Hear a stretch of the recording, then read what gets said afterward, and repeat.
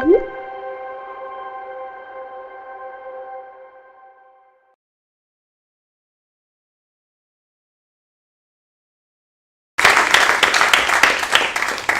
everyone. Morning.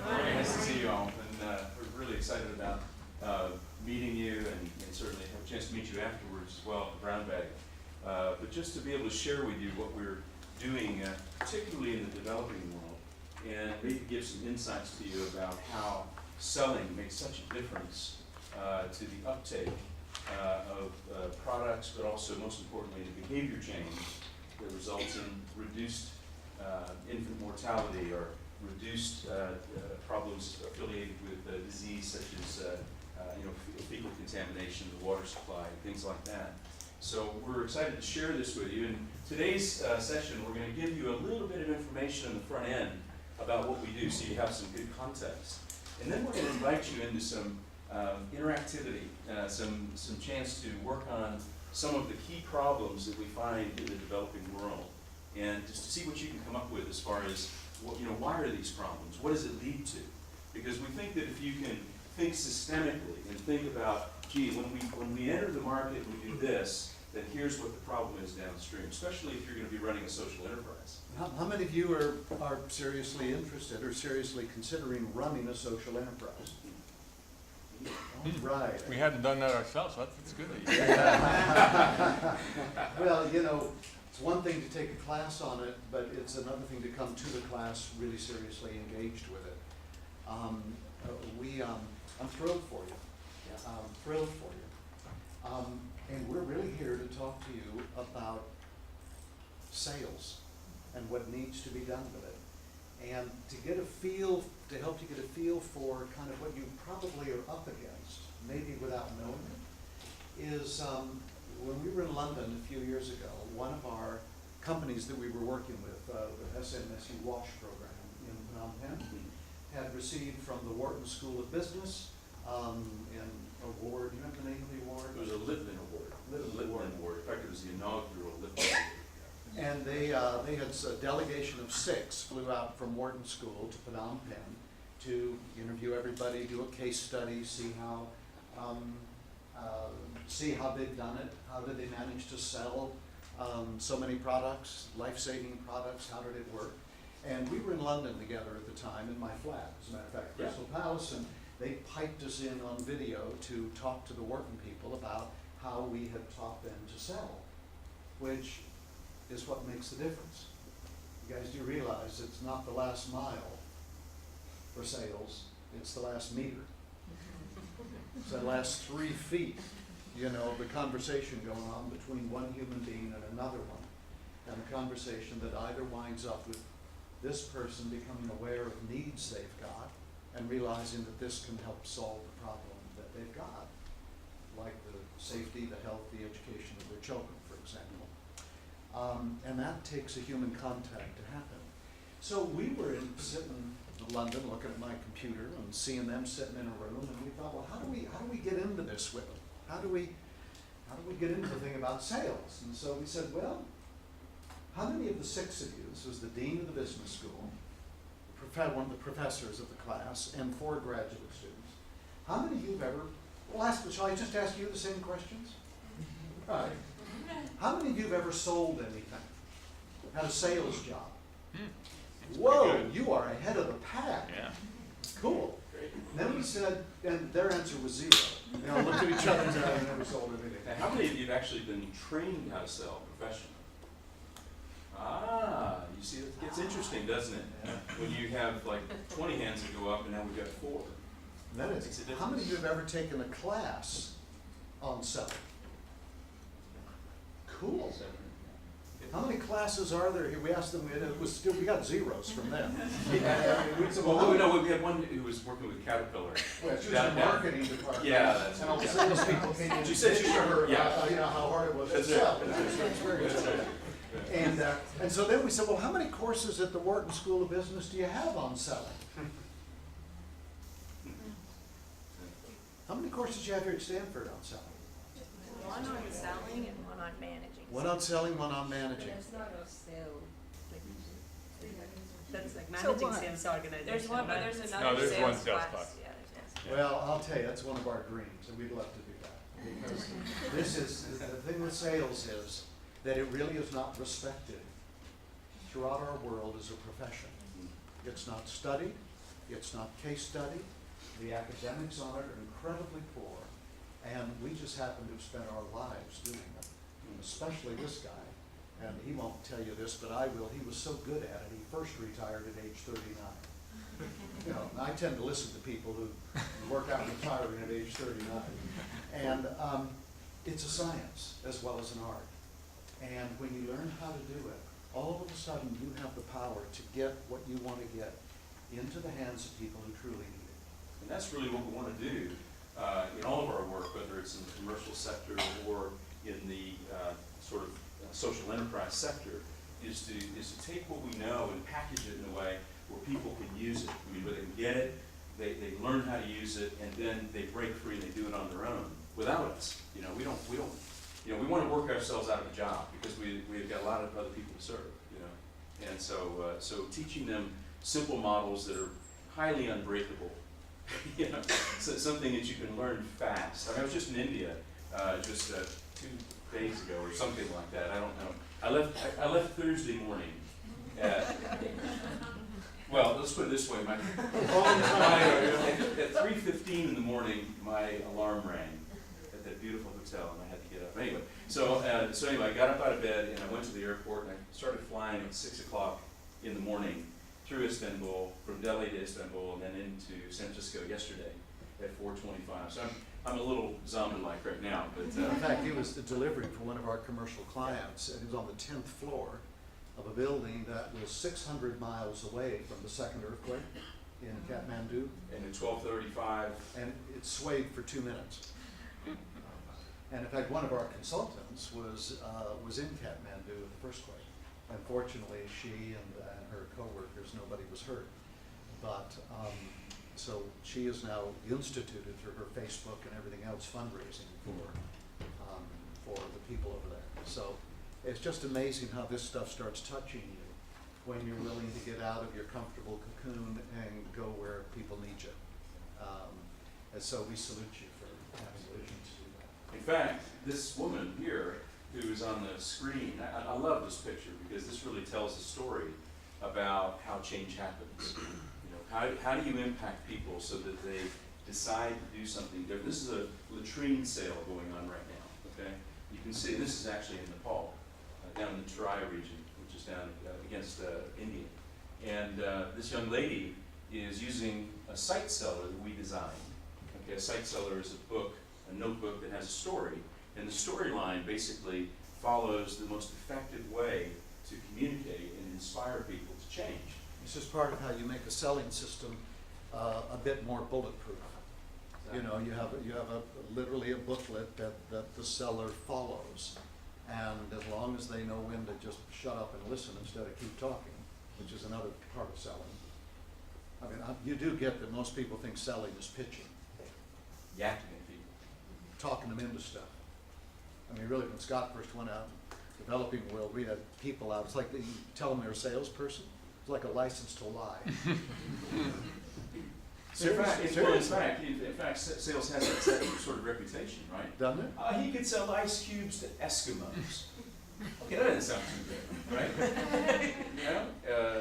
You know, what's your elevator pitch? Pitch. I mean, I hate that word. But that's Pitch, what pitch, selling pitch. is seen at, not just Yeah. the developing world, but in the developed world. One of our clients is British Telecom, the AT&T of UK in Europe. And the world. And the world, they are so big. You know the financial transactions that go on between the 100 stock exchanges in the world and the thousands of trading floors at every bank, every investment institution, all that trading information travels by wire, you know, by fiber optic cable. 90% of those transactions go through British Telecom lines in the world. That's how big they are. They all think that selling's pitching. I'm just in New York, Dallas, and Atlanta training their staff, their global services top 230 accounts. And they all spend $1 gazillion before they ever go see a client preparing a pitch. So they walk in with us 300 slideshows and just start yakking at people. And that's what people think selling is. It's not. So what we want to do is we want to share with you, again, in the beginning here, is just a little bit about us and about what we do, so you get the context of it, and then we'll move on to some exercises. Okay. So let me just get our slides going here. First of all, just to give you an idea, we basically do the same thing in both environments. You know, if we're working with a large corporation or maybe a consulting firm in London who's trying to sell IT solutions, to the marketplace, or whatever it might be, is that basically what we're doing is we're transforming their ability to sell, to lead, and to manage their business. And we do the same thing in the developing world. It's almost identical. In fact, it's hard to believe when we actually talk to a BT and say, look, what we're doing, what you guys are doing, selling these massive managed services. This is what happens when I'm jet lagged. Word, I see it, I can't say it. But managed services contracts, big, billion-dollar contracts. And when we tell them, it's the same thing as selling a $40 latrine. They sort of take offense at that, but it's true. It's just a lot of sales conversations as opposed to one sales conversation. And one word we really want to point out, we'll speak more to this, is the word transform. It's quickly becoming an overused word in the industry. And in fact, at BT, they've co-opted it to call it cost transformation, which is the latest phrase for firing people. Approaching your department for cost transformation, everybody goes, oh my God. But we really mean the word transform. When I retired in 2001 from the company that I'd co-founded, and Scott took over running that for 5 years, I went back to school. I went to the California Institute of Integral Studies in San Francisco and got my doctorate in transformative learning and change. And the word transform is a big word. It means how do you literally help people shift the paradigm of the way they're thinking so that their behavior can change. You see, and we took all that knowledge Roy had back in 1989 and brought him into our company. And he taught us how to manage attitude in such a way that it dramatically changed the performance of our sales organization and managers. So much so that, we just defied the averages in business where you have in insurance, the kind of insurance we were in, where you have 250 to 300% turnover on an annual basis. We're replacing your entire sales force 3 times a year. 3 times. That takes a lot of effort. Expensive. And we changed that to less than 40%. So the very stuff that we use in the commercial sphere is the same stuff we use in the development sphere. This is where we work in countries this year. We're slated so far. It's quite a travel year. And then this is where we are located right now in the developing world and all of the projects we have going on right now. It's interestingly, this all started with that project right there that I did back in 2007, I guess it was, with VSO, Voluntary Service Overseas out of London. My wife is British. I live in London. I live in Tennessee. I've got 2 homes. And I was reading the Times one day, and it said, wanted chief executives who want to make £2.30 to £5.10 per day. Interested? Of course I was. Read it, and I said, yeah, I really want to do that. I want to go to Cambodia for 6 months and work in the developing world. Let's see what this would be like, So I was just completely blind to it, had it all made up in my mind of what it would be like. And when I got there, I met this guy named Mike Roberts. Mike Roberts is the country director of International Development Enterprises, IDE, Cambodia. IDE is an international development agency. They have 10 different country programs, multiple projects in each one, lots of them on water and agriculture. And so Mike said to me, what you know how to do with sales is so important now in the developing world because we're seeing that this is the way people can buy with their own money, even the poor, with their own money. When they do that, they buy in. So he helped me see that there's a change that can be created when a sales transaction happens. A change in behavior that has long been in a family, like open defecation, or drinking water out of a stream, or doing whatever people do. How do you break that cycle? What do you think the change is when you get people, poor people, to buy something instead of just give it to them? Ownership, a sense of ownership. This is really important. And Does you that know, make sense? you go through a process in a sales transaction where, no, I don't think I need that. No, yeah, we just do that. And then you talk, you work with them, walk with them, and you talk with them a bit, and all of a sudden, the problem that they have, that you can see clearly, they wake up to it again. Or they wake up to it in a way they've never woken up to it. So it's like the first thing they need to own is the problem they've got that they don't even know they got. Yeah. Children, there's 2 million children die a year from bacteriological disease. 10,000 of them alone in Cambodia. And if people just think it's normal. Kids get sick, we have to spend some of our hard-earned money for medicine, occasionally they die, and it's sad, and we bury them, and we move on, and it's like, this is normal. And where the people are asleep to where they are, just like we are in the commercial world. So a sales transaction is a different kind of conversation. And So it's a way to wake up. Ownership for sure. Now, what happens when people start owning first their problem and then a possible solution? What do they do? What do they do when they own stuff? They pay good money for it. What do they do? How do you treat it? Something that you buy with your money. Dignity. Lindsay? Huh? Dignity. They have dignity. Yeah. This is mine. I've done this myself. I've not gotten a handout. Yeah? You take care of it, you own it. You take care of it. If it breaks down and you can't figure out how to use it, you don't just walk away from it or sell it to your neighbor for some cash and go buy a cell phone. You take care of it, you use it. Was there another hand? Okay, same thing, got it. That's the sort of thing that Scott was actually one of the first people to go test out in the developing world, which is if you sold stuff to poor people instead of just giving them a handout, what might the result be? And the difference has been incredibly dramatic, and hence the whole development of the notion of a social enterprise, which is what many of you are considering doing. So it started with that one project in Cambodia called North Mine. And then so I went out there and I designed this project over a 35-day period. Mike said, can you come back out and do this? And I said, sure, I'll do that. And so I designed the whole sales program, he cut a donut hole out of his NGO and ring-fenced it, and then just let us operate like a business within this NGO environment. And lo and behold, these guys self-installed this thing, and they go on and they win the inaugural award from Nestle Corporation called the Creating Shared Value Awards, a very coveted award internationally. They won 500,000 Swiss francs for this thing.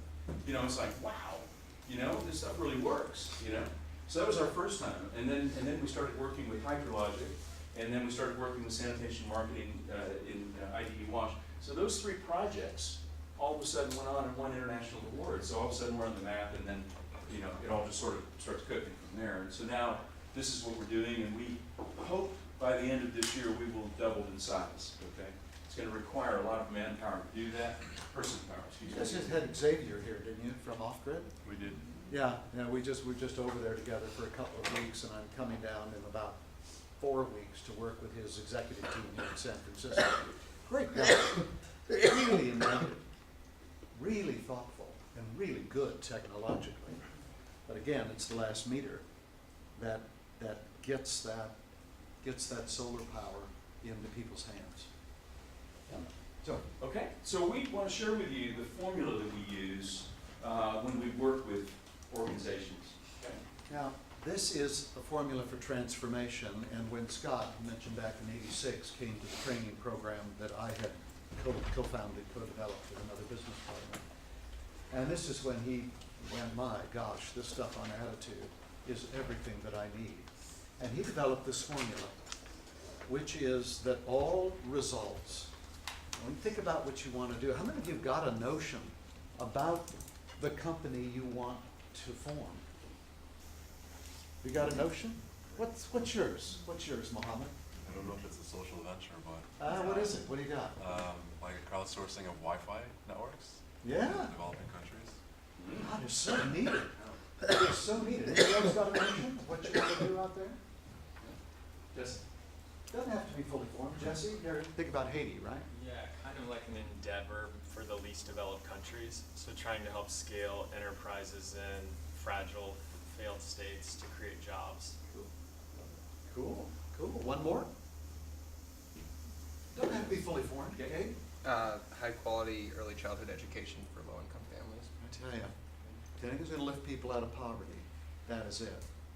And it's one of the things that these products can do, is if it can help poor people, it's like some of the agricultural products that our clients are selling, can raise a farmer's income from 60 cents a day to $1. And that 40 cents means education and health care for the kids. And that means a step out of poverty. And, well, you guys are just right on it. And any results, if you're gonna get the results you want, which is those Wi-Fi networks, the education happening, the consulting on endeavor to help things scale, if you're gonna get that, if you're gonna be successful in those results, if you really wanna make that result happen, we've discussed, this was Scott's brilliance when he picked this up and formulated this formula. You gotta address three things successfully. The first is, you gotta address the ability of everybody in your company being able to manage their attitude. Now, we know very little about that. It just happens to be what I got fascinated with back in the summer of love in 1968, when admittedly I could have participated a little more, but I did my best.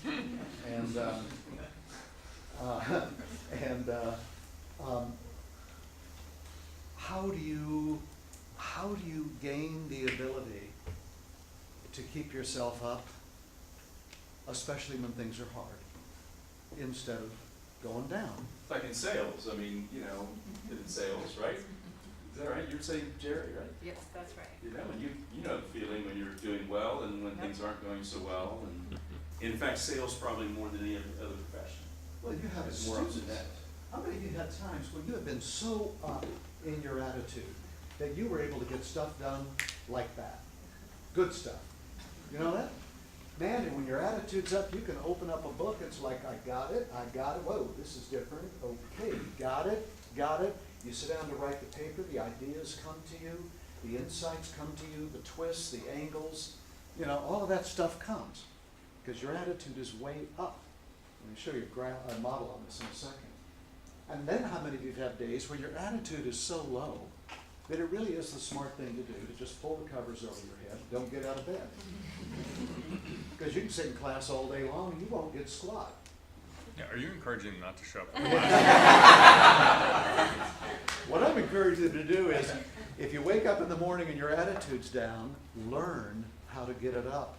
Because you can learn to do that in about a minute or two. Even That's less, what actually. my work's been about. So you've got to help people learn to manage attitude. That is everything in terms of performance. But then it leads to the other thing you've got to help people really get in your companies when you found them, is you got to help them get their competence down, especially in sales. Sales is a science as well as an art. And there's a lot of competence to learn, and there's not a lot of people out there that know how to teach it. It's one thing to learn the skill of closing, for example. Oh, you know, here are the 6 steps to the close. But it's another thing entirely to become skilled at delivering the close. You get the difference there?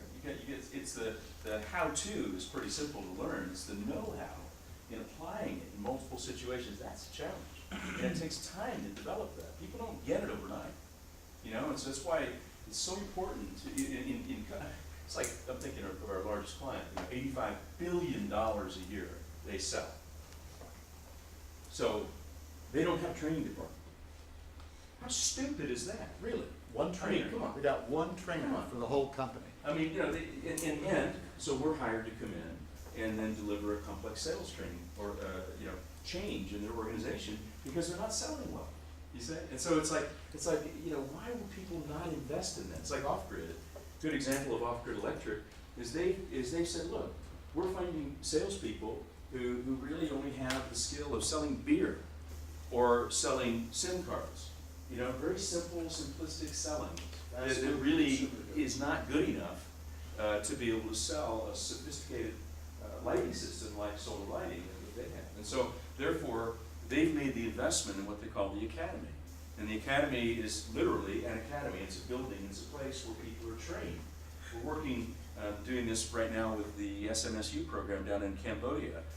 They were the one that just smashed the world record in sales for the training, selling 140,000 latrines in 3 years. And now they want to take the next step, which is to really formalize the education of how salespeople and sales managers are trained. You've gotta make that investment or else people will fail. Got a feel for it?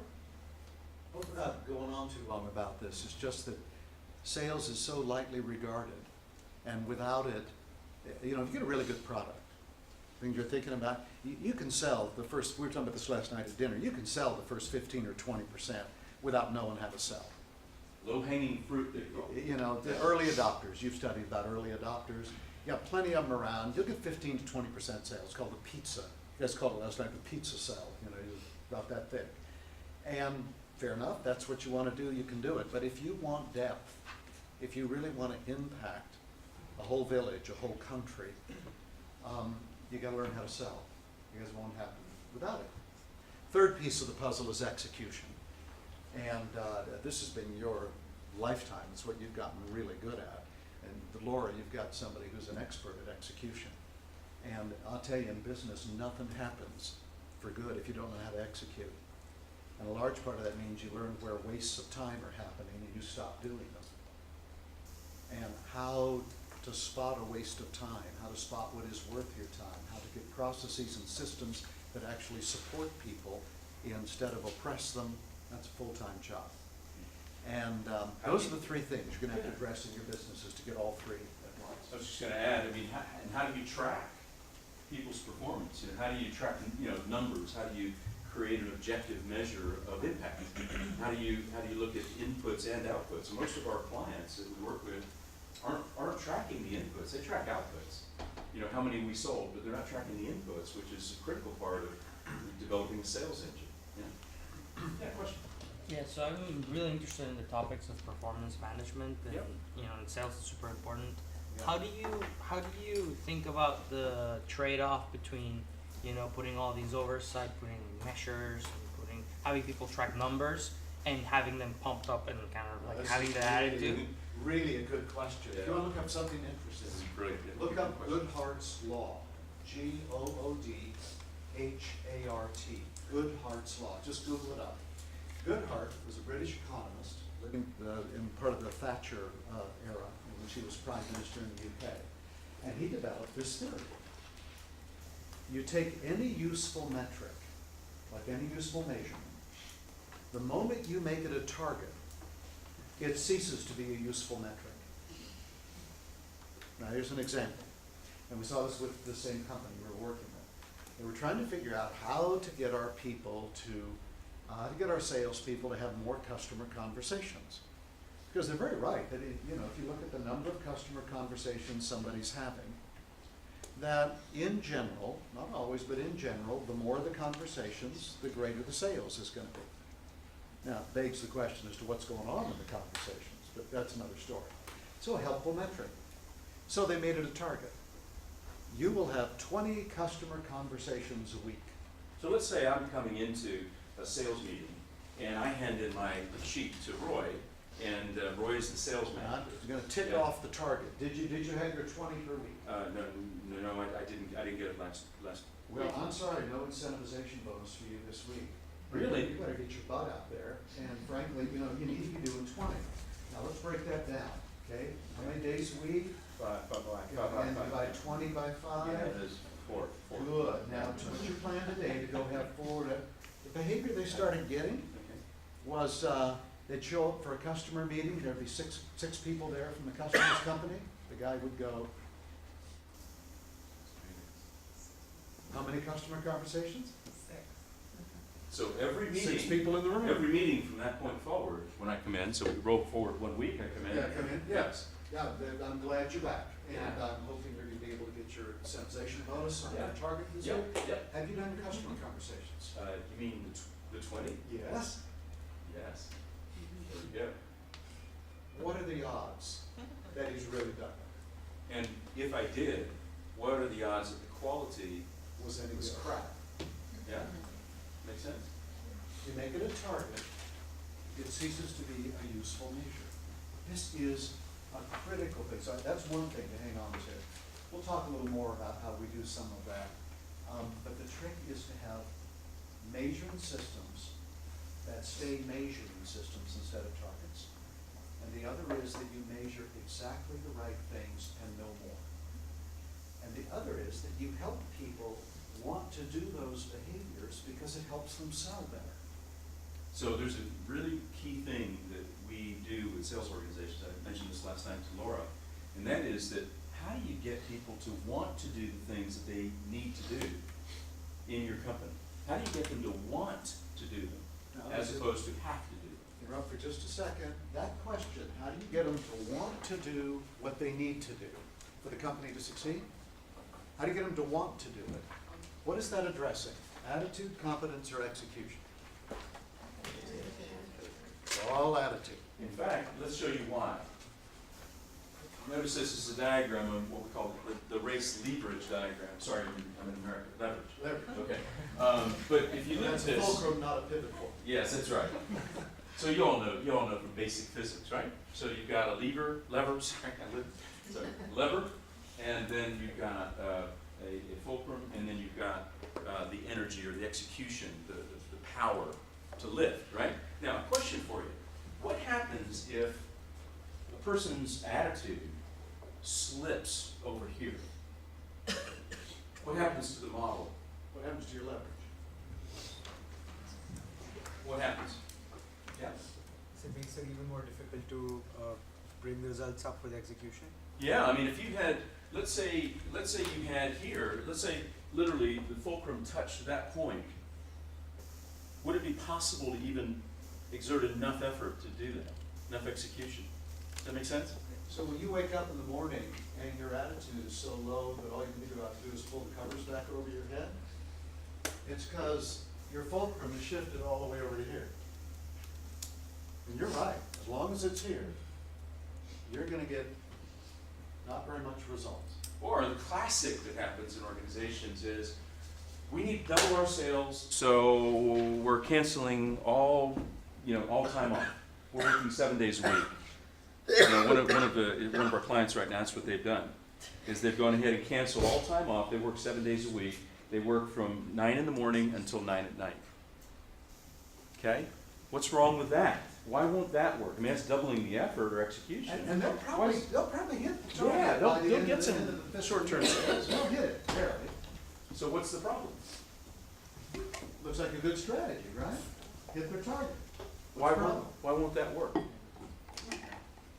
You know, what do you think, Laura? I think that your attitude, like morale is going to go incredibly down. Morale's gonna go in the toilet. And then what'll happen the first month of the next quarter? Wait,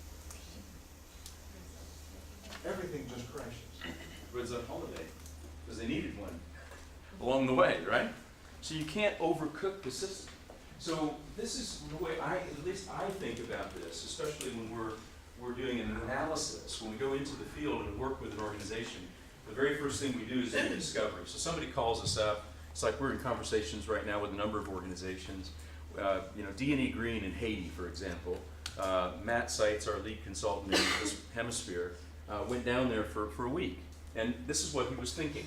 He was looking for evidence of attitude, competence, and effort. He's looking for data. He's looking for salespeople, managers, conversations, compensation system, all the components that feed into attitude, competence, and effort. Now that's the next tip we want to give you, is you can use these three things, attitude, competence, and execution, as diagnostic lenses to look through. Both to see what's not working in a given situation And what's working? and what's working. Because organizations are succeeding out in the field. There's a lot of things they do that they're doing well, and they've got strengths. And when you're working on your plan for your company, what's my plan going to be to help people manage their attitude? How are we going to set up compensation? How are we going to set up the way we live together? How are we going to do whatever we do so that people's attitude has got a better chance of being up than down? How are we going to train them to manage their attitude so it's up instead of down?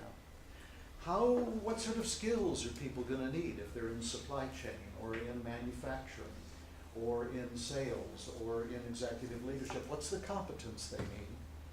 And what are the processes and systems we're going to use that make the company work like a smooth operating machine instead of waste people's time?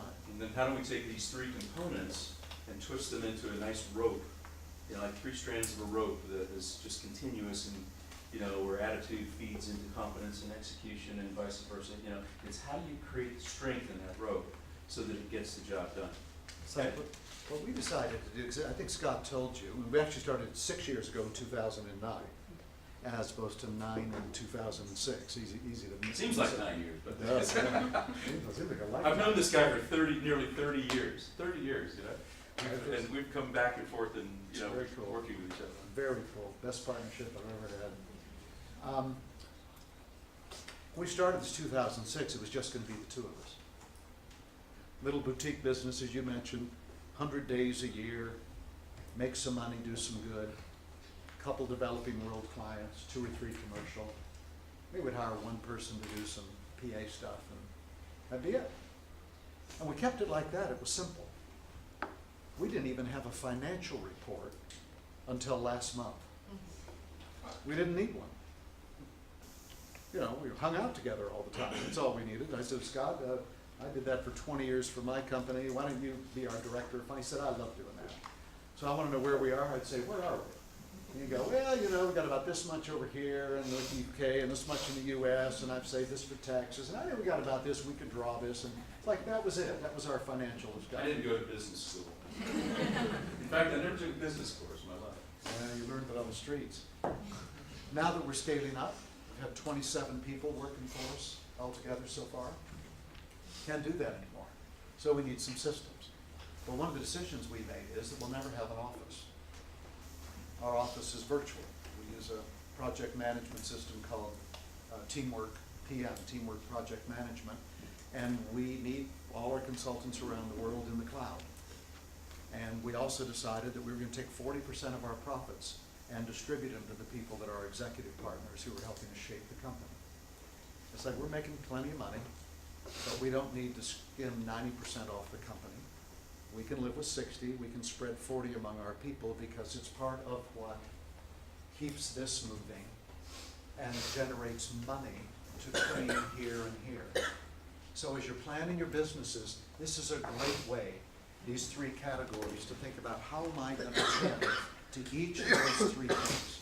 That'll really give you a template to work from. Does that make sense? Okay.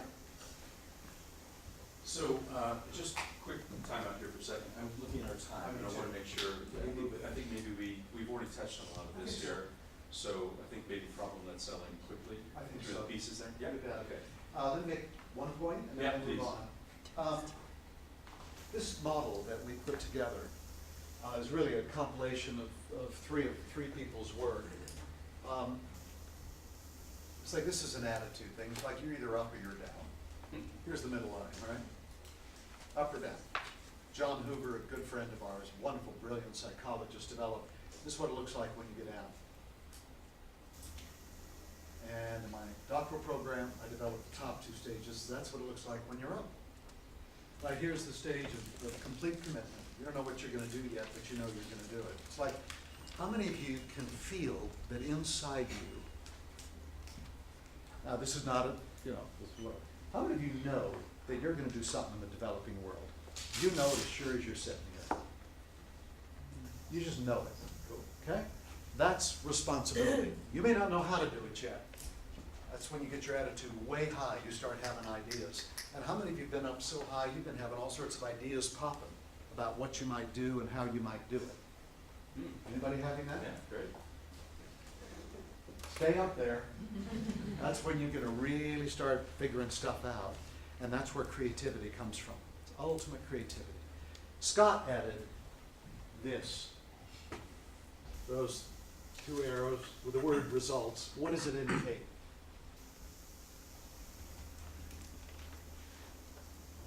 Higher your attitude, David. Bigger results, higher up. The more, the clearer you can think, the faster you can act, the more strategic you can be,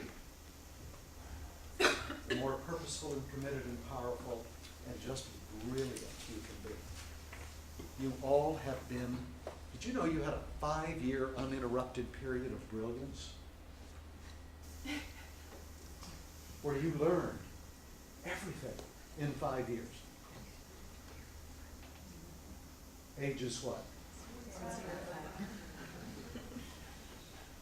All of us used to be great. naturally. And then something got developed right here in the cerebral cortex that we call the performance self-image. Example I always give, I'll do this now, we can move on to the next, is that it's like little Roy and little Scotty were together sitting there in preschool, and it was art time, you know. And little Roy's happily drawing his little stick figures he's done for years, and Mom and Dad keep sticking them on the fridge, and Roy's happy and they're happy, and I'm drawing my little stick figures, and I look over, and little Scotty over here is drawing the Mona Lisa. And it was perfectly okay with me last week, sitting next to Scotty, but all of a sudden this week, for some reason, my brain looks over and goes, that's better than this. And a well-meaning teacher comes by and goes, gasp, Scotty, you're an artist. Roy looks up, the teacher says, very nice, Roy. Roy's little brain gets it and goes, Scott's an artist, I'm not. And then that thing happens that all of us who've been parents know. That all of a sudden your kid comes home and says, I can't draw. I can't play piano. I can't do sport. I can't do this. I'm no good at math. I'm no good at science. You may even remember when you did that. You might have that memory.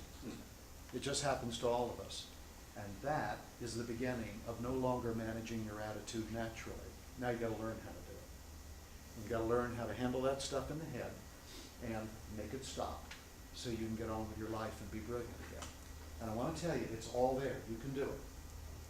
There's several good ways to do it. We've got our own technology, but I just want to alert you to the fact that not only is it possible, but if you want to get out and really do things great in the world, you got to get good at that. And you gotta get good at doing it with other people, Yeah, help them do it. helping them, address their attitude. Because if that doesn't happen, you can't build a team that's gonna be performing like you want it to perform. All right. Okay, so So it's a bit about attitude. We're sort of skimming the surface here, but obviously time is a constraint. So we have something we call DQ selling. This is our big competence piece. Because the thing that we see constantly in the developing world and the commercial sector is salespeople who don't know how to sell very well. Even when they've been trained in the wrong ways. And so what they tend to do is they tend to pitch the product. They might listen for a little bit to hear, oh yeah, okay, so you use kerosene, okay, well, that's really dirty, there's a lot of fire threat there, the kids can't get good grades in school, so let me show you what the solution is. And then they're in the solution quickly, okay? The problem with that is the seller is not spending enough time on the problem to really get it established as a problem, particularly in developing countries where, they've been doing this for as long as they know, because their parents did it, and then their parents did it, and their parents did it. So what do you think DQ means? You know about IQ, right? Intellectual quotient or intellectual intelligence. You know about EQ? Emotional intelligence. We coined the term DQ. What do you think? Discovery. No, that's great though. Not bad. No, that was good. This has to do with what you're trying to develop in the customer. Okay, you're trying to develop the customer's DQ. Design, not bad. Desire, I like desire. Desire. Maybe we need to change Maybe we it. should change it. I like that. And I like that for a number of reasons. That means it shifts attitudes, present moment awareness, and deep desire. Good man. Thank you. Anytime. We'll give you credit. So what are you trying to get your customer to do when you're selling to them? You're trying to get them to make a decision.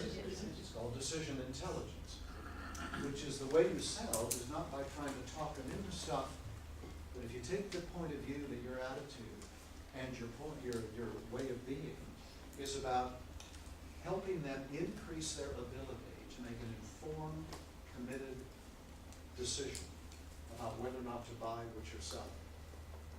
If that becomes your reason for being as a salesperson, all of a sudden you're on very solid ground and to help them make the best possible decision for their lives.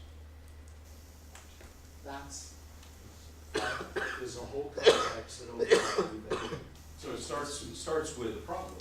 or a challenge, an issue, a concern, an opportunity, whatever word you want to use. We like to use the word problem because it's very distinct from the other big word, which is the solution or the product, right? Okay? So we find a lot of product-led or solution-led selling wherever we look in the world. And it's the kind of selling that makes you look like everyone else. Literally, it makes you look like everyone else. See this here? Interested? This is 3 bells. Woodstock chimes, energy trio. What I love about this is we got these 3 distinct notes, and we can use them for da-da-da-da-da-da-da-da-da. And it's made of white oak, which makes it very, very durable. And you can see that the thread is a 74 count thread that's been twisted by, that's stuff, right? Magic little, little whatever it is. Clanger. Clanger. And then you just talk people to talk at people. I want 6. So, early adopter.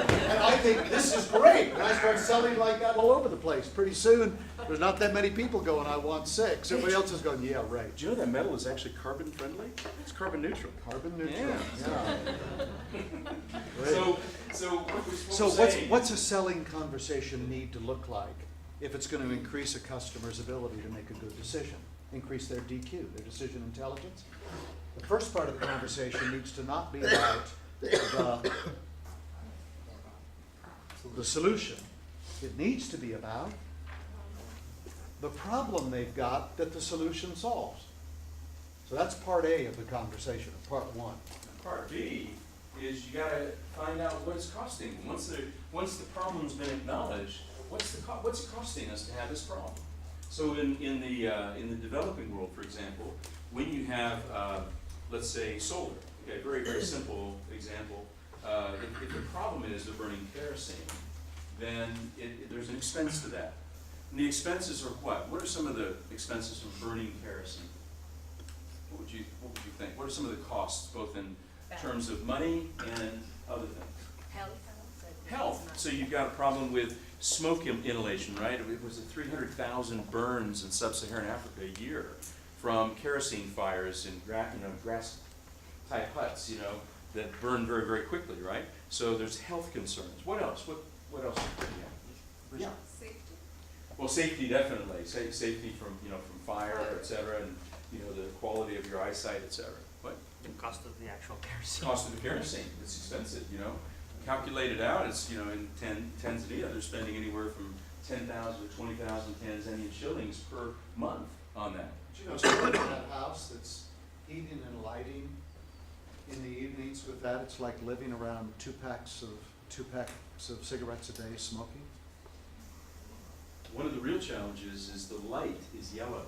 It makes it or orangish hue, and it makes it very difficult for children to study at night. So they can't get a good education, so therefore they stay in that poverty cycle. You got that? Okay? So these are all costs that are affiliated with it. And for a customer really has to get what the problem is costing us before there's any kind of... It makes logic sense, doesn't it? Did you know that most salespeople don't do that? They just don't have that level of conversation with people. And so people go, yeah, I got it, it's a problem, but I'm living with it. Yeah. Between problem and cost of the problem, using the kerosene example, what's the difference between each part? Is it, how much time do you just say kerosene is a problem and this is why? Is that how it goes? Or? No, you got a site seller. In fact, we can show you the site seller in a little bit. Let's carry on and we can come back and pick that up. It's like, how does that conversation actually sound? Yeah. Let's give you the outline and then we can come back to that. So that's the second thing you need to get across. Quick question. Yes, ma'am. I can definitely see how this is better than doing it the opposite way. Can you ever go too far with this to the point where people feel like you're trying to scare them into buying something? Yeah, I mean How do you manage that? that's a really good question. I mean, it's like in the commercial sector. Some of the stuff we're working with an organization that sells to financial institutions and all the regulations. It's like the threat is they could be out of business. It's like, oh, okay, come on. That's a bit overcooked. It's true, but you must use your judgment in sales to know what's going to be something that's relevant and something that makes sense to somebody and something that can land reasonably well. Well, and Right. the truth is, there's enough genuine cost. You don't gotta amp it up. You know, You know, you don't gotta exaggerate it, because there's plenty of cost there. Lindsay? How much of this conversation is the seller telling the potential buyer that they have a problem versus? As little as possible. Yeah, how do you manage that? That's the art of it. It's a science and an art. We'll show you when we get there. It has to do with the site seller, it has to do with asking questions and then really listening to their answers. And if you really learn to listen well, first of all, you gotta get your customers are smart people. They know, for example, in this example, there's a problem with kerosene. They know. They just never had anybody say, what's your problem? And if you ask it and you really listen, you're gonna find that people not only know it, they're willing to talk about it. And if they talk about it instead of you telling them, they will realize, they will wake up to the problem they've got and then be very open to you. And they'll start trusting you when you listen instead of gab at them. So it's a real art form, but that's what you wanna go for. and here are the next two pieces of the puzzle, which is the solution and the value of the solution. This is the part of selling that people are more familiar with. In other words, this is where the pitch comes in. In other words, the product that solves the problem. Okay? So in other words, you know, the features and the benefits and the advantages and all this. This is where people think selling is. But what we're saying is it comes a little bit delayed. That's that's the important thing. Is the engagement in the first two steps make a difference in the quality of what happens in the third step and the fourth step. The fourth step meaning what's the return on the investment we're making. Okay. Part of the quality is that you only talk about enough about this to speak to the problem that they've actually got. You don't talk about everything, just to the problem they've actually got. That's how you increase their decision intelligence. Make sense?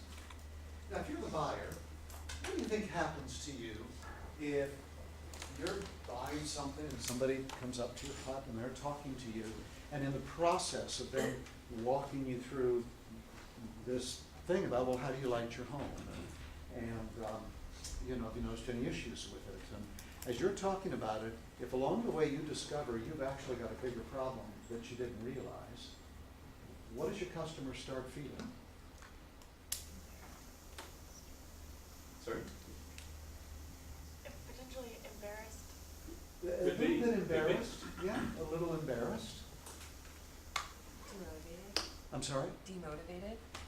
Actually not demotivated, they feel concerned, which is the opposite of demotivated. They really start getting motivated, but they do get more concerned. And salespeople need to learn how to be direct and kind at the same time. You know, I was a priest for 10 years in the Episcopal Church, and there's this marvelous thing in all the sacred scriptures, you know, not just the New Testament, but the Old Testament, the Bhagavad Gita, and the Quran, and the Upanishads. There's stuff in all of that stuff that says, look, telling the truth in love is what works. Directness and kindness works. Directness without kindness is brutality. Kindness without directness isn't helpful, if you can do both. And this is one of the greatest skills that good salespeople need to learn, is how to listen and how to kindly but very directly help people get there's a problem to be solved. And it's costing them something. So first they get deep concern, and then when they get Pregnancy. What's that? What happened there? Yeah, jumped ahead. What happened? No, it's this sense of Sense of urgency. pregnancy. So when your customer discovers they have a sense of pregnancy, sense of urgency, people don't have an urgency to buy something unless they're getting that it's costing them more than they want to have it cost them. Does that make sense? I mean, it's not rocket science, is it? This is where a lot of salespeople will say, "Look, hey, listen, if you buy today, we're gonna give you a special discount. In fact, you're gonna get 6 Ginsu knives, or whatever the How thing much would you is." pay for these goods? Yeah, in other words, they're trying to entice you to make a decision. What they're missing is really helping people see the cost of the problem. And when they don't see the cost of the problem, then there's not that urgency to buy. This is what causes salespeople to get frustrated and with customers that won't make a decision. You know, they say, well, we'll think about it for a while. Yes, where a lot of objections come, what we call classically objections, saying, oh, you know, we don't want to buy right now. Is this too much detail? Now this is what good selling looks like. Third thing that happens, then when you finally get to the solution and apply it to the problem that they see they've got that's costing them more than they want to have it cost them, then they start feeling confident. It's like they first kind of go down like this. That's what we were talking about demotivation. It's really worry, some concern. And then they start going, now I get it. And they start getting confident about a decision to make. And once they get what the benefit's going to be for them, especially if it's financial, they end up with a willingness to spend. So that's the arc of a really good sales conversation. So when you're training your sales forces in the future, either yourself teach them or get somebody to help you teach them how to have this sort of conversation in a way that is thoughtful, direct, and kind. And you're going to handle that last meter of selling of the chain, and you're going to handle it in a way that you're proud of. We've been out in the field and found that salespeople, really good people, founded companies and found their salespeople were out there saying, look, the government inspector's right behind me, a day behind, and if you don't buy this, and they show up tomorrow and find out you haven't bought it, they're going to take your family cow. And when we told the owners of the company that's what their people were doing, they were mortified, because they were just like you. They'd gotten into this and sacrificed time, energy, and money to do some good in the world. And here they find out that that last meter of conversation is being done in a way that violates every principle they ever had. So you want your company to have integrity all the way through. It's the thing that Mike Roberts from IDE, when he saw what we did with his team, he called it, this is human-centered selling. This is human-centered selling. This is highly respectful of the human being. It's like human-centered design, that term. It's like, it's looking at the human being, the customer, and what are their needs? What do they need? What is it costing them? What is the solution for their problem? And in fact, what's going to be the return to them? Because once you get, there's a return, then there's a willingness for them to spend. Yeah? Yeah. How do you adjust this so I think often in social enterprises you end up selling to people who aren't your ultimate customers or whose problem aren't being necessarily solved. So maybe an NGO that is then providing something out Sure. or something like that. So how do you change it when maybe the actor isn't directly the person with the problem? Well, I'm sorry, did you have more to say? Nope. Okay, so basically what you're saying is that if you're selling to somebody else who's got people who have a problem. So what is the problem then that the NGO has? Solving the problem for other people. Yeah, so what would be some examples of what that NGO struggles with? Okay, so coming from my world, which is veterans in the United States, a lot of people had a hard time doing delivery of mental health care out in rural areas. And so just being able to identify and then access those vets that were needing help was a big struggle. That's right. So basically, when you sell through a distributor, that's what you're talking about, it's distribution model, the distributor has problems, a set of problems, in order to fulfill what they're trying to do. And so in a sales conversation, we'll actually talk about both, he's saying. So that's how we do it. Yeah? Yeah, Rebecca. Can you talk a little bit about how this matches with authenticity, particularly in the case of new ventures or startups where you might, be able to very much connect on the problem, but the solution might be more of a promise than a solution that's already there. So you know in that conversation that what you have is better than the alternative, but it might not meet all of the needs, but hopefully if you get them on board over time, it will. Do you have an example of that? I get the theory, but what's the example? Yeah, well, just to make it personal, I work for a social venture now, and we have online education courses, and I've been working to sell a lot. There are features that we don't have yet that match the problem. So how do you think about being very authentic in those conversations, while also saying yes, and we can meet those problems? Sure. So it sounds like you run into problems where the problems, some of them can be addressed now, and some of them are on the drawing board for later. Exactly, Right? and I think the idea is, again, the venture, it's better than nothing, but Yeah. it might not be everything that you need, and it certainly isn't now, but hopefully will be over time. Yeah. And I just think we've heard a lot of cases like that where Sure. people were beta testing and. Yeah. Yeah. Well, I think you're your hunch about being authentic is critical. Is you tell them the truth. You just tell them the truth. Say, this is where we are so far. Based on what I've heard you say, you've got 5 issues. 3 of the issues or 4 of the issues are things we can handle right now. The 5th one is on the drawing board for us right now, but I can't give you a time frame, and I can't even give you a promise that we'll actually do it. But what I do know is that we're the only one who can help you with the other 4, or there's no one who can help with that, or whatever the situation might be. Another critical question would be, is your company actually have that on the drawing board? Does your company actually have it on the drawing board to do? It depends if people want to sign up for it. So I think it's much more iterative, it feels here, where you need to get people on board in order to make the case to develop those things. Yeah. I wouldn't sell that bit, I'd sell the bit you got. Yeah. And then also become trustworthy enough that you're gonna do it. It's like when you guys buy an app, how many of you, one of the first things you do is you go to their development blog and see how often they upgrade it, how often they address customer issues. Are they really on top of that? Or are they just kind of a one and done? Check that out. It's the same thing with companies. So I'd go, one thing I sound like you need to do is go to your company and say, are we gonna do this or not? And if we get, so what's the plan? How many do we sell before we can do thus and so? And then sell what you got. And if somebody says, wow, it'd be cool if it did this too, you can say it is, and we're thinking about it. But this is what we got now with this, but then if you take them through this conversation, if you do that, and you do that, by the time you get to this, you don't have to sell a promise. If you've got something that actually solves the problem they've got, you can sell that on that basis. You don't have to sell what you don't got yet. Does that help?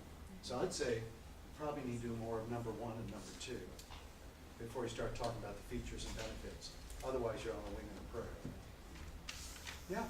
Can you guys talk about a time where you faced like stigma around the problem? So actually number 1 was maybe trickier. I'm just thinking about things like healthcare, or like pooping in the fields around your house, and you really need a latrine. yeah. So stuff that maybe people don't want to hear the problem about, or You know what's cool about that? This is where it really, I love my background of having been 10 years as a priest and a couple of years as a therapist. It's like I've just learned that you can talk to anybody about anything. Because they're living it, they know it. And the sight seller, where the pooping thing is, you open up and there's a little pile of poop. And somebody's squatting over it. And you say, well, where do you go do your business? Well, over there in those bushes. Wow, okay, what's it like going out at night?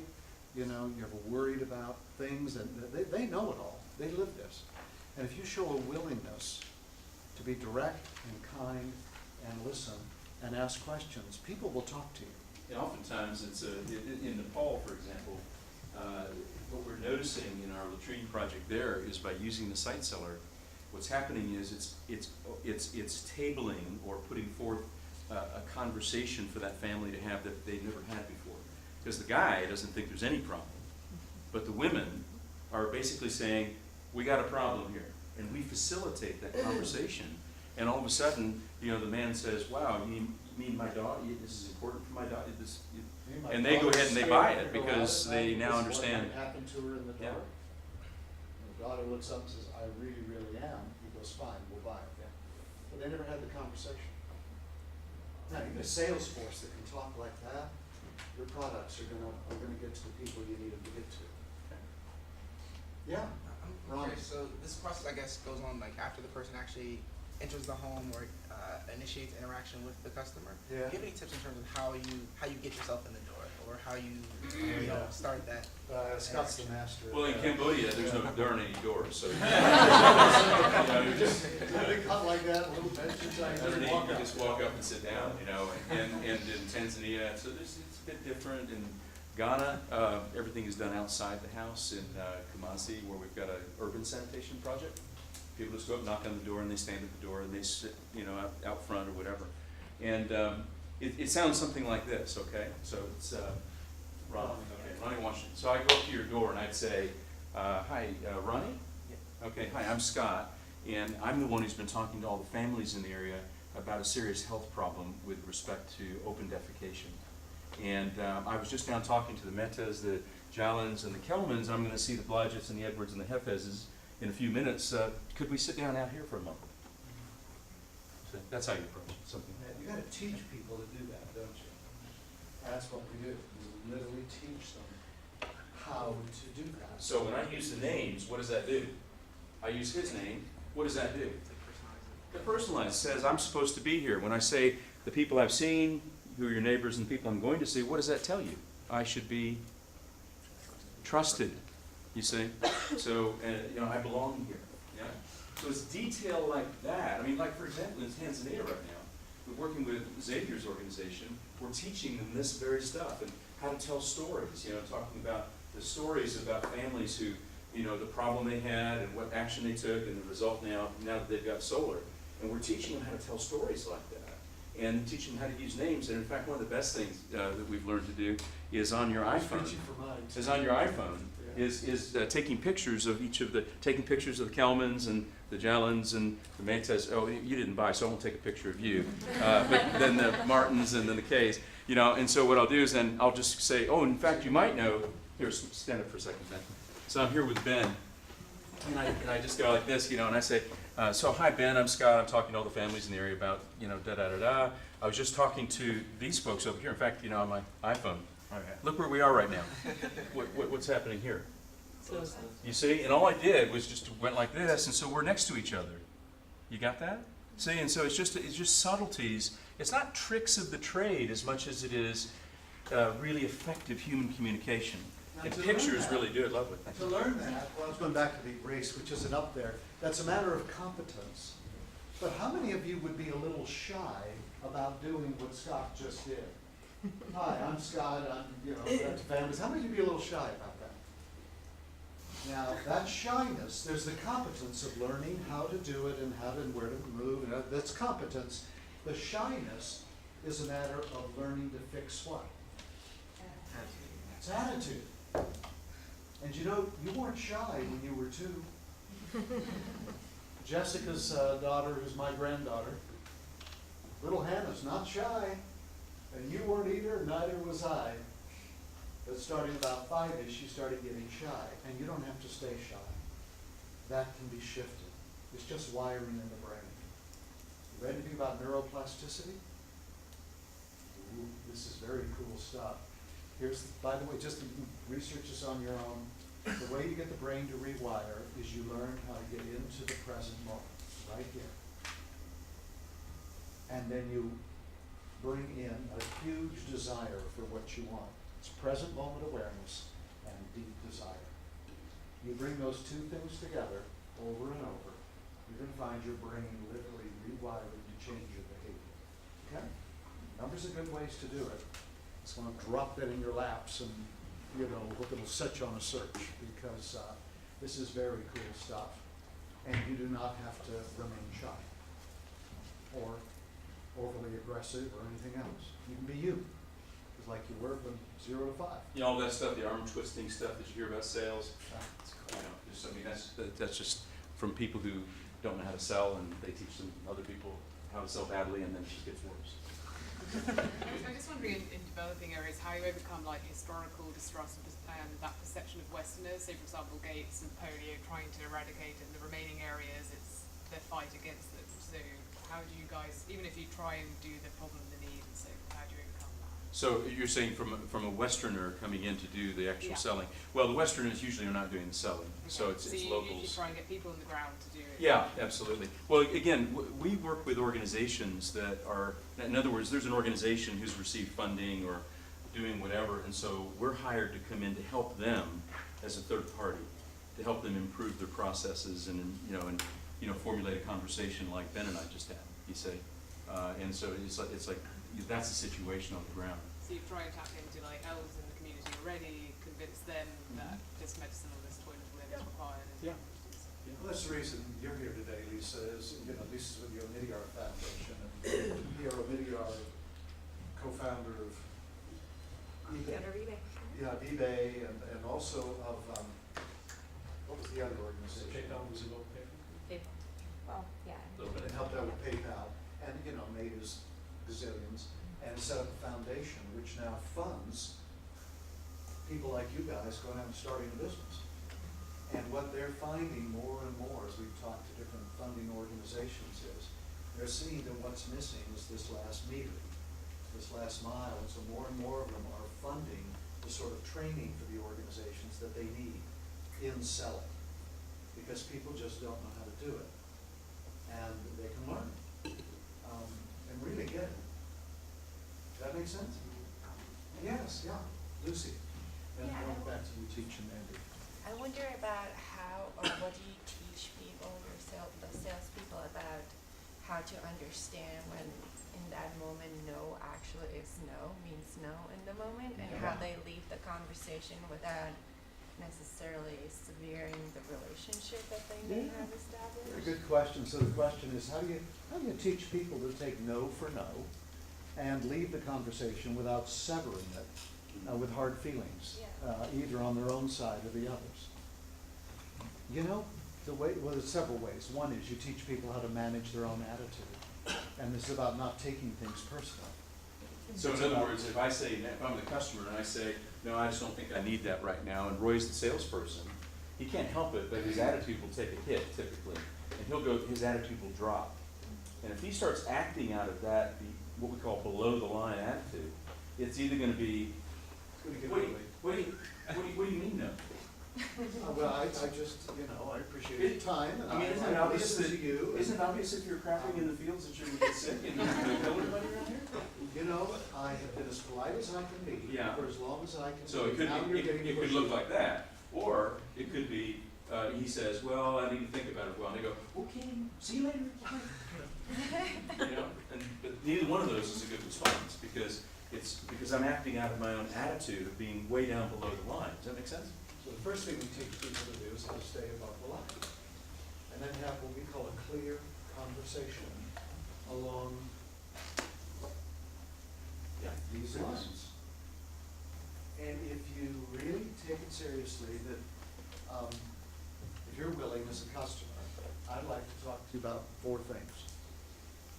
And the first is we just start talking to you about the problem. Is it a problem? And if you say, yep, it is a problem, and we're still engaged, great, we'll go on to what's it costing you. If we're still engaged, we can say, here's the solution we've got.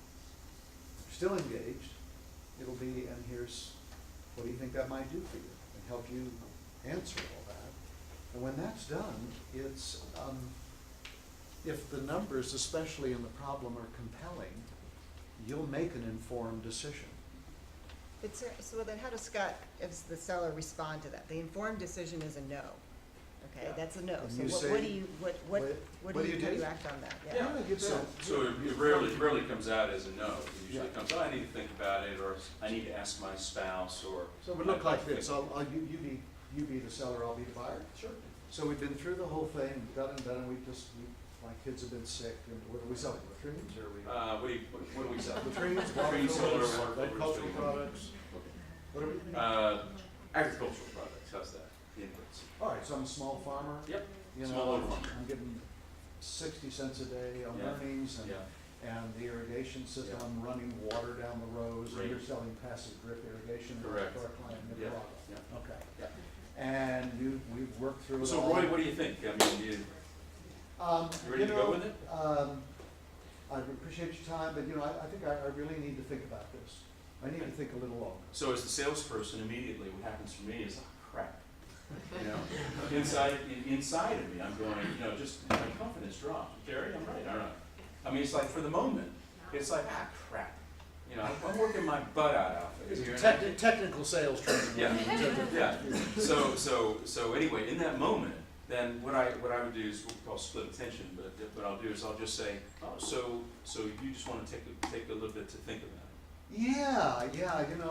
I always like to talk these things over with my wife, and she's down at the market today. But we really talk about these things together, and I really do. I'm pretty convinced, by the way, that this would really help the business. But if I made that decision without her, I wouldn't hear the end of it. Okay. And I told her I would, so I just want some time to do that. Okay. All right. Well, fair enough. So what you're saying to me is it really the way that you and your wife operate normally is that you talk things through when you're about to make an important decision. We do. Yeah. We do, yeah. And you also were saying that you actually like this, no? I do like it. I mean, I really do think that we could get the passive drip irrigation system installed. In the calculations that you've helped me do, I can see that I would definitely make 35 cents a day more. Mm-hmm. Just the math adds up. Mm-hmm. Mm-hmm. And I think we need to do that. But I need to talk with her first, Okay. because the money that it'll take to buy it means that she won't be buying some of the things she wanted to buy. Yeah. And I'm pretty convinced we need to do this, but I need to convince her. Okay, all right, fair enough. So you really need to convince her. I do. And I think I understand this well enough. I might get a little confused, but I need to go convince her. Okay. So besides those couple of things, is there anything else that would be in the way of you deciding to get this? Well, I don't quite understand how, if I do the passive drip irrigation, I can plant that second crop that you mentioned. Mm-hmm. I think I need a little more help with that. Okay, so those are three things. Which of those three things, Roy, which one is probably the biggest concern right now? My wife, Yeah, your wife, and my wife twice. yeah, wife and wife, Yeah. and then And the second understanding. crop. Yeah, understanding the second crop. Actually, it's a second crop. Could you explain that one more time? 'Cause Sure, I I'd be didn't happy quite to. follow that. Sure, I'd be happy to. Well, how that works is da-da-da-da-da-da-da-da. You know, and what Andy loved about this, he's the next door neighbor down the road, what Andy loved about this is that he said that da-da-da-da-da-da-da-da-da. And so I'm telling a story that helps I remember nail this down. I got that. Okay, so now we're at the end of all this, and Alright. now does it make sense now, Roy, about how You know, works? it does make sense. I'm completely convinced I need to do this. Yeah. But I do owe her the courtesy Yeah, of just, having, she's gonna be home in an hour. okay, Could you come back in an hour? sure. And in case I get a little confused, you could help me with it. I'd like her to meet you. Yeah. We only buy from people that we both met. Mhm. And I'd like her to meet you, and if you come back in an hour. Absolutely, I'd be more than happy to, but on one condition, What's that? okay, is that you don't try to explain it to her before I come back. Because you know, I mean, this is what I do for a living. You do the explanation for me? Sure, I'd be more than happy to. Oh my God, that would be great. Can I suggest what you might say to her? Yeah. Okay, here's what you say. Honey, I met this guy who's been working with Andy and Mohammed and Yeah, Aurora she knows and them all. Rebecca. They're all close friends. Yeah, and he's been helping them make more money from their agriculture.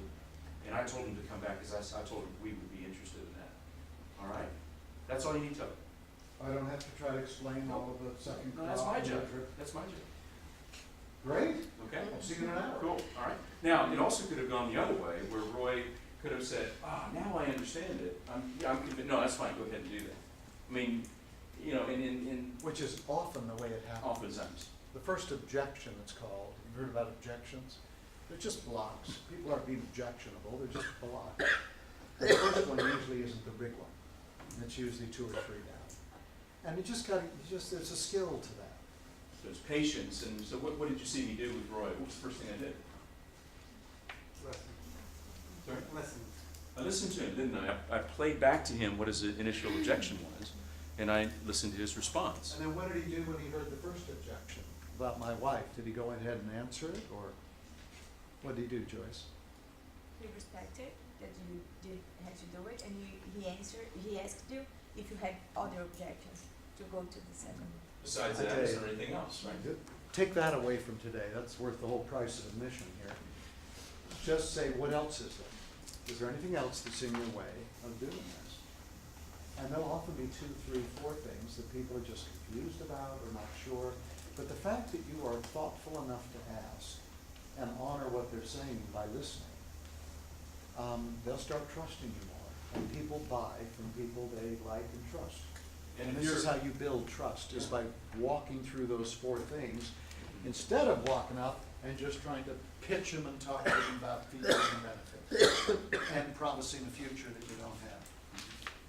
And this is also true, by the way, in healthcare.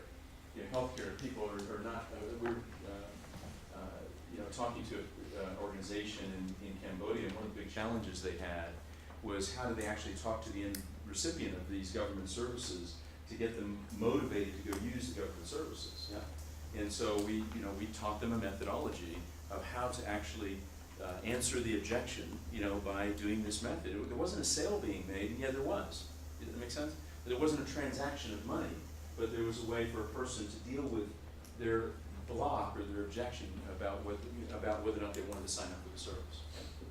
So why in a conversation like that do you mention price?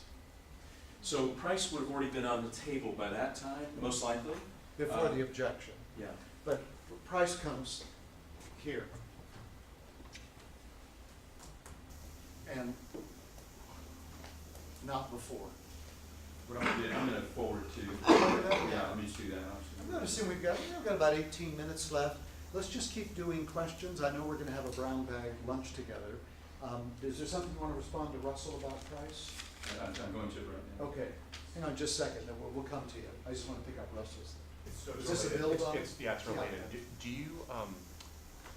Do you typically mention price without being prompted, or do you usually wait to be asked what the price is? Is it fair? It's such a good question. The customers will almost always go, what do you got, what's it do, how much does it cost? And A, there's no one right answer. B, if there is a right answer, it has to do that price really isn't important until they discover what the cost is, because that's what they need to measure against the price, balance it against. I think usually in a sale, it's just better to say, I'll be getting the price, but I will ask a few questions first to make sure you really need it. And if you don't really need it, then, I'm not gonna waste your time. So could I ask a few questions about that? And you got a site seller? Yeah, this is kind of hybrid. Off-grid electric, Xavier, as you've heard, I think he was here back in April. This gives you a picture of, it's basically a notebook and has artwork and very few words on each page. It basically tells a story. And so this story is about avoiding the dangers of kerosene, and then the next page is hi, hello, and then it's on this page, what they're doing is they're going through all the people they know in the area that have bought from them and stories, etc., which really puts them in place, where the person goes, oh, okay, well, I'll listen to you, and I'll listen to you earnestly, okay? And then, this is just a 2 or 3 minute piece there. And then the next piece is, and these are just some slides from the book. There are about 12 slides, I think, in the book. This one is talking about the problem with kerosene. So, for example, the transition before this page would be, how do you guys light your home? Oh, you use kerosene, okay? And, well, a lot of the families in the area told me that there are some real problems with kerosene. I flip over the page to this one and say, what are some of the problems that you all face? And so then it's over to them, and they talk about it. Do you notice, is the light a little dim for you or not? You just ask them. So they'll spend about 3 or 4 minutes on this page to get people to really come to grips with what the problem is. So that's all about the problem. And then it comes up to the cost of the problem. How much are you paying anyway to light your home? How many tubas or how many lamps do you use each night? Oh, 4. Okay, so you use 4, and when do you light them? Well, usually from 6 until 10. Okay, wow. So that's quite a bit of money you're spending. Actually, if you don't mind, let's go ahead and calculate how much that is. And what this is a small card that's like a postcard that the salesperson pulls out and actually goes through a calculation of how much money are they spending on fuel for a month, and also how much are they spending on charging their mobile phones. And so then you add this together, and then it comes up with a number, and you should see the reaction on people's faces. It's like because they live so day to day, they don't realize how much money is being spent. That's the point. Especially for people who are just literally got their eye out on where are we going to get dinner for tonight, for the next 3 days. They just don't look ahead and add things up and realize where their money's going.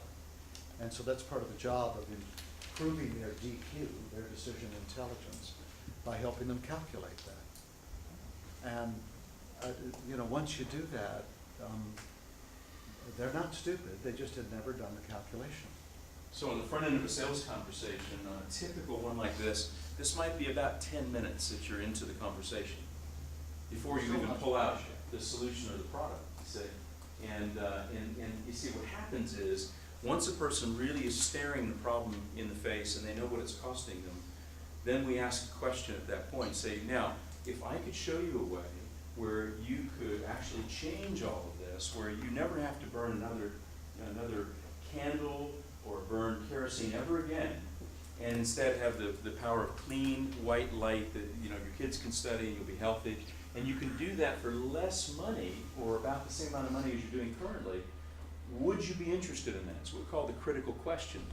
And if they say, well, no, not really, I don't think I'd be very interested in that at all, we know what to do.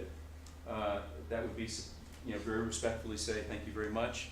I don't think this is going to be really for you, but thanks a lot. We'll be back in 6 months. If you're interested, you can sign up later. We take a no for a no, and just walk away respectfully. At that point. And leave the door open, so, but you don't sit there and hammer on them. Yeah. And then the other thing we do is if they go, well, yeah, I sort of, I think I would be. And then we go, uh-oh, something's not right. Because normally people are red hot at that point where they'll say, yeah, I really would. If we don't get something like that, then we'll start asking questions at that point to go back to the problem and the cost of the problem to make sure that we've really got it clear about their understanding of all of that. Right? Does that make sense? Is this too detailed or is this helpful? It's good. Okay. This is the stuff that we look for. I mean, this is the stuff that makes a huge difference in conversion rates being 15% or being 50%. It's the detail of this, yeah. Yes. So, go ahead. A lot of this stuff requires high touch, like being their physical salesperson. Yeah. What about cold calls? What about things that are not, there's no person-to-person contact? Seems like a lot of this is. You mean like a telephone call? Yeah, like a telephone call. We don't really get into too much with telephone calls in developing. I mean, in fact, I don't even know of any. I actually never run into a situation where they would. Yeah. But when you say say like small businesses in the U.S., for example, yeah. If you're trying to market a product that goes to businesses located in a low-income area, and it's a similar type of social enterprise, but it's very costly to just get people out all over the country. Well, so you're going to end up calling people. Sure. Well, it would really, well, you might. I mean, it depends on what the strategy is. I mean, this is a very big part of our consultative work, is looking at the strategy that companies are using, and oftentimes they're using the wrong strategy. So I mean, that's a whole nother. That's opening up a whole. I'm not trying to dodge your question. I would say when you go door to door, it can be a cold. I mean, it can be a cold call. That's what our guys. That's what we typically find is cold calls. That's what they're doing. They're out knocking on doors, and they're making that call a cold call. What we do is we teach them the methodology of how to warm up that cold call so that it has a referral feel to it. And of course, we teach referrals as well. Okay. I think what's also accurate is we're not big fans of call centers. We don't do call center. We don't do call center stuff, and I frankly think it has. I'm sure it's got its place, but it's not ours. We don't care. It's like we'd much rather say, yeah, in the developing world, this is done person to person, not. I mean, I gotta say, I've had fights with marketing organizations. I mean, organizations say, oh, what we're gonna do is we're gonna do social media, and we're gonna get the word out, and we're gonna, do advertising on the radio and the television, all this above the line type stuff, and plus social media, which is all good stuff. I mean, if used properly, can really be helpful. And it will help sell that 15 to 20%. But if you're really truly going after behavior change, it requires more than that. I ardently believe that. I mean, I've been in the field, I know it, the last 7 or 8 years watching this happen. And people will, I won't mention his name because he's got his point of view, I've got my point of view. And my point of view is that if I'm not willing to go out and meet you, Ben, and meet you, Laura, and meet you, Gabe, and meet you, Pavna? Yes. Pavna, thank you. If I'm not willing to do that, I shouldn't be in the business to begin with. That sounds blunt, but I mean it. It's like if I'm asking you to change, then I got to figure out a way to get to you to help you change in the most effective way possible. Now, call me an old direct sales guy who used to go out and make 60 calls a day. I did that. I made thousands of sales calls. Can I make the point maybe a little less bluntly? Yeah, This is a real role reversal. Well, you're really, This really. is a role reversal. you know, I'm usually the blunt one. Scott and I've got this running joke that if we're working with a customer and they say, well, I really think we ought to do this and this and this, Scott's way of handling it is to say, well, that's one way to do it. Roy's way is to go, well, if you'd like to be really stupid, that would be a great way to do it. It's like we've got a book coming out in the fall, our first book for sales managers called Stop Doing Stupid. You know better. You know, stop doing stupid. The other way to put it is, depends on what the purpose of your social enterprise is. If your purpose is to help a village get lit up, do you realize, like in open defecation, this is a no-brainer, but in open defecation problems, it doesn't help to have 20% of the village with a latrine. It can be a start, but you really need, You how gotta much? What percentage do you need? 80. Yeah, at least 80. About 80. And don't live next door to the ones that aren't. And the same thing with water filters, you know, clean water. If you got kids walking around with bacteriological disease, they're gonna spread it to all the other kids. And so if you wanna have change, social change for social entrepreneurship that really goes deep, density, as we were talking about last night with Kevin and Pascal and yourself, Laura. If you want density, if you wanna get down into it, it's gonna take human being to human being. And you gotta learn how to sell. And it can be Do it human with beings groups as well. You can do a group of people of 30 or 40 people, 20 people, 30 people. You can do that, and it can be very effective. You know, much larger than that, it's up. Yeah, Chris. Yeah, I think Oh, Rebecca, you were next. Yeah, I just had a quick question about indirect sales. So if you're selling to an intermediary or an NGO, Yeah. how much are you tailoring this pitch so that it's about the problem and solution for them versus, you know, empowering them to Very deliver good that question. problem and solution to We the have a end lot of user? that, where people are wholesaling essentially to other stores that are selling. And we got, so the question is, what's the problem for the seller? Or what's the problem for the person you're selling to? And often it is, I want a product that I can make some money on. I want a product that's gonna do good for people in my community. I want a product I can count on that isn't gonna go wrong, and I wanna deal with a company, they're not gonna sell me this stuff and then go over the hill and disappear if they got service problems. It's like that's the problem that needs to be solved of the buyer. That make sense? Now, who they're selling to has got a different set of problems. And as a wholesaler, you've got one additional problem, which is if your retailer doesn't know how to sell, then they're gonna wind up with your stuff sitting on their shelves. They're not gonna order anymore. So it's like with Barefoot Power, one of our clients that have solar power in lots of parts of the world. We're headquartered in Australia, but they sell throughout the developing world. What they started having us help them do was go teach their retailers how to sell, because their problems were just stacking up in the warehouse. I mean, they're problems, they're products. So it's like, who are the problems that you're selling to, and you gotta figure that out. So we address both. Yeah. Russ. So, question about sort of how you deploy field people. I mean, we've read some pieces about how in the developing world, people tried different approaches. Like one is, you know, have farmers in every village, and then have people come in to actually close business. There's this other idea that, you know, frankly, you want people sort of, because the village connection is so critical, you want people in the village and never to leave and have to sell multiple products, or over time to sell maintenance and other products. So how do you guys think about deploying field people in the optimal way? Right, that's a question that really it needs to be done in the discovery process. I mean, I'm not trying to dodge this. It's just a sense of when we go in and work with an organization, everything we do is bespoke. It's all tailored to the situation. So in some cases, we would work through the village chief. In some cases, we don't want to work through the village chief because of corruption, et cetera. In some situations, it depends on the sizes of the villages in an area, you know. Depends on the spread of the land. And so it's like all of those factors come into coming up with a program or a project, you know, where we can actually have impact. And we do that in conjunction with the client. Client helps us, you know, to understand what their situation is, lay of the land, and then we've got to come in and find a solution that's going to work for them. Does that answer your question? So it's the process that we use is, is one, as Scott was just talking about this piece, there just are no cookie cutter solutions. You know, you gotta go in as a human being with human beings and say, what is your situation on the ground? What's the situation of your villages? Where's the leadership? What do you got to deal with?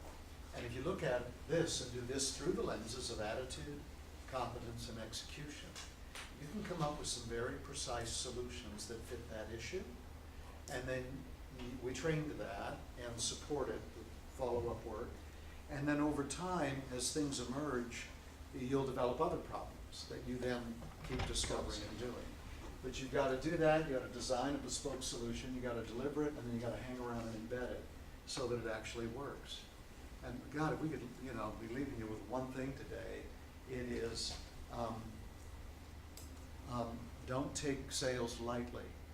Take it as a really significant responsibility if you want your mission as a social enterprise to succeed. You want to get really good at it. And, you know, when you're getting funding, request funding for this sort of consultation to get help on it. Say, I want this specifically. And by the time you guys get there, this is just really beginning to heat up now in the developing world. I'm thinking of the HISTRA conference. Oh, yeah, history, yeah, Shell In Foundation. England, Shell Foundation. And that conference was about, they had all the people there from, you know, like us, from, you know, D-Light was there, that guy, Barefoot Yeah, Power, and they had all the clients of ours. Living goods. And the whole conference was about, guys, you gotta learn how to sell. And you also have to learn to manage salespeople. That's the whole next piece. You gotta have management that knows how to manage them, which is also part of it. But by the time you guys are out there doing your work, I think you're gonna find more of a readiness from people like Lisa and Midyar and you know, Malago and Vital and all the funding organizations. They're really waking up to the fact, in fact, many of them are requiring, saying, we'll fund you, but only if you put it into really learning how to sell it, as well as systems and management. Because if you don't, you're not gonna succeed in your mission. Well, it's like you have a great product and then you've got distribution and you've got everything worked out, but the thing you haven't worked out is, okay, actually, what does that last mile and meter of distribution, or really the conversation and the strategy of how, the last mile would be what you were just talking about, Russ, is, you know, how do you organize all of that? And then the last meter is, how does that conversation happen, you know? And so it's really critical. It's just like, it's what we tell our organizations all the time, is it's a science. Selling is a science, and it's also an art, you know, so you bring the two together and it becomes what we would refer to as a craft. It's a competency that you develop. And, thanks for putting these up. Yeah, These guys we are. have 2 minutes, we'll show you 2 pictures. Yeah, And then I know we're gonna continue over brown bag, we can do much more Q&A. Here's 14 of our consultants, and we wanted you to see their pictures, because we're just delighted to be working with them. Here's Chad up in the back of the room. He's the newest one. You see, he's at the end of the line. He's the newest one. End of the line, newest guy. These are, I hope you see yourself in those photographs. Hope you see yourself there. In fact, one of the things we were talking to Laura about is maybe we can work out a couple of internships or something. Yeah. If any of you would like to work with us and get out there and do some work for a couple of months, you know, out there in the developing world, learn what we're doing, we'd be happy to help you learn how to do that. What's interesting, it's only 2 people on that, on these photos that are over the age of 32. Okay, I mean, and you know, Briggy over there on the lower left, she's 60, and Will down here is 51. And these people, you know, the one thing they all have in common is that they want to make a difference in the world. They want to make change. It's like Chad. You know, Chad has had some sales background in his career in engineering, and so he said, you know, I really want to do this. And I said, all right, you go out and sell door to door for 6 months somewhere in the United States, and then we'll talk about it. So what does he do? He gets a job selling door to door in the United States. I mean, that's the kind of commitment our people have. And my son, actually today, is getting in a car to drive down to Tyler, Texas, or excuse me, Nacogdoches, Texas, and he's going to go sell for 3 months this summer in a program in the company that I started many years ago, 25 years ago, as a matter of fact, because he's decided, he's seen what we're doing. He goes, Dad, I don't want to be a lawyer. I want to be doing what you're doing. You know, he's a lawyer. He's a trained lawyer. He's, you know, on the bar and the whole thing. So it's like, it takes a special person to want to do this. So much so that you're willing to go door to door and sell solar in California. we want special people. We're not recruiting for this, it sounds like at the moment, but No, part but of you're it, doing part of it this. is saying, when Scott and I decided to scale up, because we had all these invitations to go work. We also had 23 consultants in 60 days that we'd known for decades call us up and say, we're interested in what you're doing. We had to look at each other and say, why are we doing this? And when we decided to scale up, it wasn't so we could kind of sell out and make more money. It was because we want to set up something that's going to outlive us by far, something we can pass on. And so when we talked about Scott's son in this, and we talked about, and we picked up that our director of operations, Jessica, in fact, my daughter, we hire the best. And The best family members. The best. She is, let me tell you, she does the work of 5 And people. the fact that we can be passing that on to people like who were up there, including members of our own family. To us, this is what life's about. And ultimately, it's about, this is what's pulling all of us, isn't it? Just a picture of some of the children in Nepal. Nepal. And that are being served by organizations we're consulting. That's what gets us up in the morning. And we're thinking it gets you up in the morning and you wouldn't be here. And we want to tell you that at age 57 and 67, this is worth getting up in the morning for. And if it's intriguing you and attracting you and pulling on your heart as well as your mind, follow it. Breathe on that flame and go for it. And you may not be skilled in sales, but if all we've done today is to awaken the importance of it, then put your attention on it and make sure that you're equipped if what you're going to be doing requires a sales component. You know, that's what's important. Read about it, study it, get people around you who know how to do it, and then go for it. Okay? It's a really critical thing as far as your mission's concerned. So that's it for us for the moment. Thank you, guys.